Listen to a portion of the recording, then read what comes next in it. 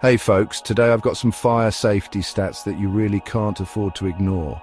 Did you know you're twice as likely to die in a fire if you don't have a working smoke alarm? It's shocking, but true. Just think about that for a second. Now here's something even more alarming. 90 people die every year because the battery in their smoke alarm was flat or missing. That's 90 lives that could have been saved with something as simple as a battery check. Let's talk about home fires. Over half of them are caused by cooking accidents. So, the next time you're whipping up a meal, keep an eye on that stove. And hey, if you love candles, you're not alone. But more than 5 fires a day are started by candles. That's right, every single day. So, never leave them unattended. Here's a scary thought. Every 3 days, someone dies from a fire caused by a cigarette. If you smoke, please be extra cautious.